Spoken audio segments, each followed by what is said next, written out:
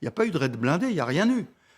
La surprise, elle est venue des Ukrainiens, qui ont été capables de surprendre les Russes, d'attaquer, et qui se sont arrêtés à Kharkiv. Pourquoi ? Parce qu'en fait, ils allaient trop loin.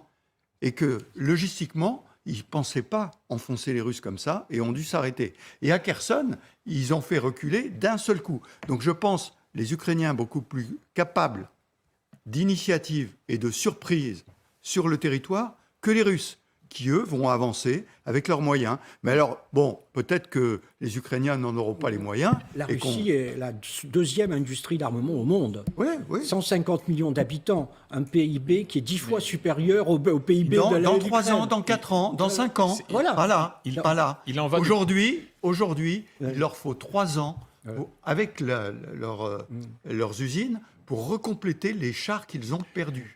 3 ans, donc c'est pas pour cet été. Il en va du potentiel militaire comme de l'intelligence humaine. La question n'est pas de savoir si on en est doté, mais quel est l'usage que l'on en fait.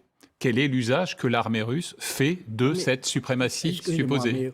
Je voudrais, enfin, je veux pas. C'est un point qui est quand même assez frappant. Je regardais un peu ce que vous montriez, donc cet incident tactique. 95% des informations que nous avons viennent du côté ukrainien.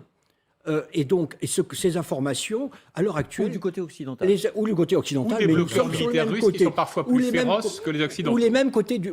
Nous n'avons pas d'informations du côté russe. Si. À l'heure actuelle, très peu, vraiment, très très peu.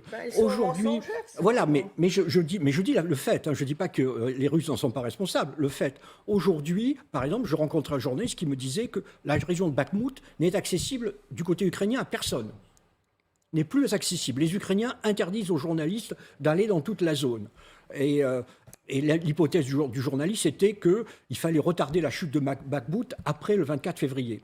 Donc il y a aussi ce côté information. Vraiment, tous les films que vous projetez, parce que c'est les seuls dont vous disposez, proviennent du côté ukrainien. Et évidemment, c'est une guerre. La guerre, il y a une guerre d'information. Les Ukrainiens ont gagné la guerre d'information. Mais je ne leur reproche pas. Les soldats russes, on le voit. Factuellement, c'est inexact. Ce sont des les vidéos où les soldats russes se plaignent de manière récurrente de la médiocrité de leur équipement, elles ne sont pas fournies par la télévision ukrainienne.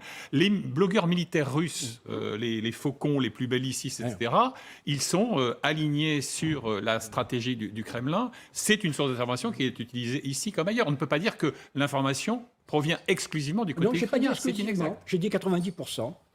Tous les films que vous avez sont des films qui proviennent des opérations, sont des films ukrainiens. Mais Gérard Haro, est-ce qu'on peut mettre sur un même plan ce que dirait Moscou ou ce que dirait Kiev ?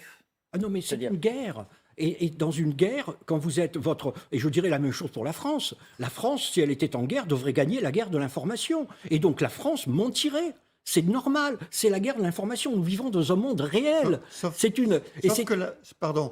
que les images que nous voyons sont effectivement des images qui viennent de l'Ukraine, mais parce que les Russes ne fournissent aucune image sur leur victoire, entre guillemets. Mais les Russes, la Russie, et sans doute à cause de son système autoritaire, centralisé, tout ce que vous voulez, la Russie a perdu la bataille de l'information. Mais s'il fallait choisir, je crois que je préférerais les mensonges de l'agressé aux mensonges de l'agresseur. Mais ça, c'est pas... Je suis tout à fait d'accord avec vous, mais c'est des mensonges quand même. C'est vrai qu'on